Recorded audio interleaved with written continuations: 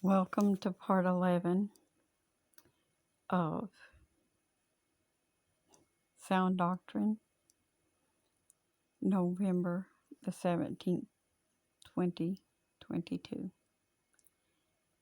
And we were talking about the little lamp, and then I got to feeling somebody's breathing through water. Feeling like they was about to crack open or something there for a few minutes. And just like an elephant or something sitting on your chest. Oh, yes, I get that. I've been there. But you're going to be okay. Remember, greater is he that is in you than he that is in this world. Now, I'm going to tell you the same thing that I've been trying to tell people for a while now.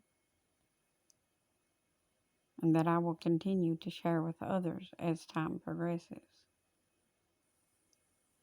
You just need to declare Psalms 91. Read it and declare it over your home. Do it and have it done. It is time that we started casting these devils out instead of letting them rule and run our homes. How are we keeping our own house and ruling our own houses? Well, the temples of God, these houses, not this house. This house is what I meant, the flesh man. How are we ruling our own house well if we are tossed to and fro with every whim and doctrine or every idea of man? If we let doctors dictate to us when we're going to live and die, or that we have this disease, or we have that disease, or we have these, what are they called, generational curses, like heart disease and liver disease and kidney disease and all the diseases they could tack to you that travel your generation. Jesus died to do away with those things, and he lives again. And he said that by his stripes were we healed. That does away with all generational curses. They are no more. His blood breaks every curse. Every curse. Hallelujah. Glory to God. Yes, praise the Lord. Hallelujah. Praise your mighty name, Jesus. Glory to the Lamb. Hallelujah. Now, we have to absolutely take a host of these devils by the horns and slam them to the ground and say, we've had enough. In the name of Jesus, I will take no more. And that's what I did. And I said to the Lord, when I got that sinus infection last year, I said, it's a heal me or kill me moment, Jesus. I'm not going to no doctor. You are my physician. Now you do as you have done, and you heal me miraculously. I will not go. I will not take pharmacia. I will not seek out nothing like that. I will not put that junk into my temple. I will not destroy my temple with side effects. And I slam that demon to the ground. We have the power to tread upon scorpions and serpents. It is time we took the viper off the pole and slammed him to the ground and said, we've had enough. Jesus has been lifted up, and he shall draw all men to him. It is time that we were about our Father's business, believing Jesus and his word instead of Satan. So just breathe, little lamb, just breathe. Yes, I know how hard that can be. Boy, I didn't think I was going to ever breathe right again when I come home with that bid. And I was terrified because of all the things they had said. You can do this and you can do that and you can give this to this and then you can give that to this and then. No, you can't. No, you can't do none of that unless you believe you can. Are you God? When did you start being God? When did you start being God that you could give these things to everybody? You either God or Satan. One, which is it? That you could give plagues to people. So which are you? Are you God who is putting the plagues on people for their sin? Or are you Satan who is giving the plagues to people just because it's your pleasure to do so? Because you want to destroy humanity. Which one are you? Stop believing those lies. Stop believing those lies. You believe this word of God. If it ain't in here, don't accept it. Stop believing stuff. Let's get into this word, by the way. Yes. Now, back to the little light. Back to the lamp. Back to the candle. Be smart when you're doing things. Like that little boy, he prayed about things first. He prayed about it. And he come up with a truly spectacular idea. One person, you know, in that little story, had bought the Bob Jacks and thought they'd fill the room with the Bob Jacks. And another person bought this and another person bought that. And they thought they had to spend the whole nickel. So they did, and they went and bought as many of each thing as they could, trying to fill the room, trying to do what the teacher said. And the little boy prayed about it. And he said, what could I possibly buy, Lord? So he bought a candle and a match, turned off the lights, struck the match and lit the candle, and the light filled the room. He was the only one who truly completed the assignment. And he had 2 pennies left.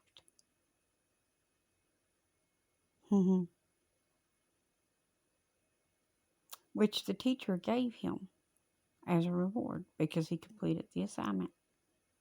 So see, then he was able to go to the store later and buy himself some candy. Because back then, candy was affordable and you could get a lot for 2 pennies. So, anyways, moving right along and getting into this. This is Matthew chapter 5. And we're going to get into this. I was just going to cover the one part, but the Lord is saying to go back. There's some stuff He wants to discuss. So we're going to go back. And seeing the multitude, He went up into the mountain. And when He was set, His disciples came unto Him. And He opened His mouth and taught them, saying, Blessed are the poor in spirit. That means humble. For theirs is the kingdom of heaven. Blessed are they that mourn, for they shall be comforted. Oh, yes. That's what I was looking on when that lung thing hit me. You're mourning. Oh, dear. You're mourning heavily.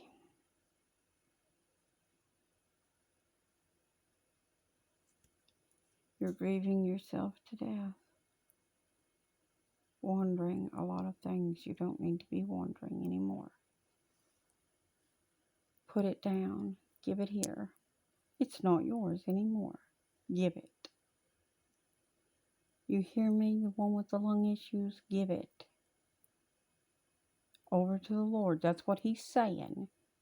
When I do crazy actions like this, it is because He tells me to. Give it to Him. Hand it over. You've got to stop wondering these things and stop stressing yourselves out. You and your spouse. Love one another. And hold on to each other. And let the other situations take care of themselves. Stop being afraid. If you're doing everything right, we're doing everything wrong. Jesus will tell you when you're wrong. You cannot prevent anything from happening to anyone by your worry. All you can do is trust the Lord and believe upon Him. For Psalms 91. I'm just going to tell it to you that way. It's easier. But Jesus said, "Blessed are they that mourn, for they shall be comforted."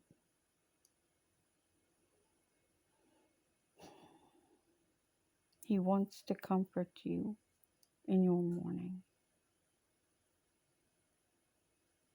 So little twine, and I'm talking to you and your spouse at this point, which is weird. I've never had to do anything like this before. But little twine, it is time for God to mend that heart of thine. Lean to each other, lean on each other, comfort one another, love one another, be grateful for one another. Don't take each other for granted. Don't take your other loved ones for granted, but put Jesus first, and He will take care of everything else.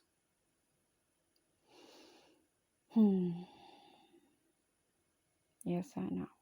It's a terrible heartache that you suffer. There is nothing worse than losing a little one, no matter how big the little one is.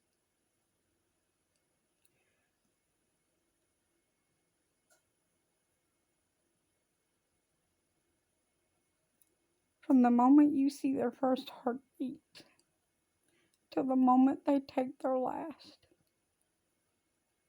that life is precious to God. You need to understand that.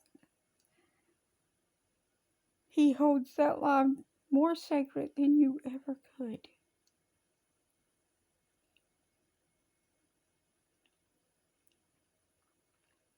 But He holds that life now.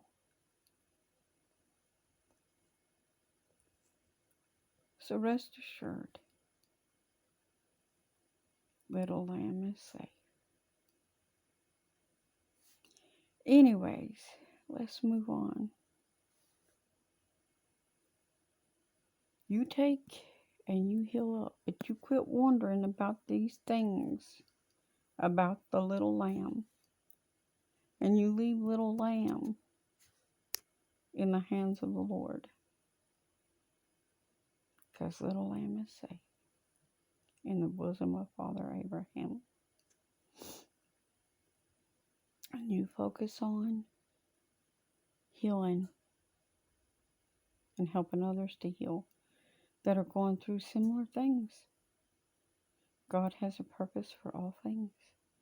Find your purpose in this. That pain is not for nothing. You know how great you feel it. We're getting ready to go through some things upon this earth like the world has never seen before. And there will be people who will need your help and guidance in their situation, which will be very similar. No, God doesn't expect you to fix them. He expects you just to comfort them. Because we've been there.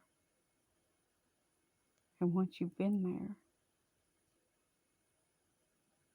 you know that pain better than anyone else that doesn't know that pain. And each person knows a type of pain, and it is so that you could learn to help others. So grow in grace and help others. And I'll see you in the next part, and we are going to get through this chapter of Matthew.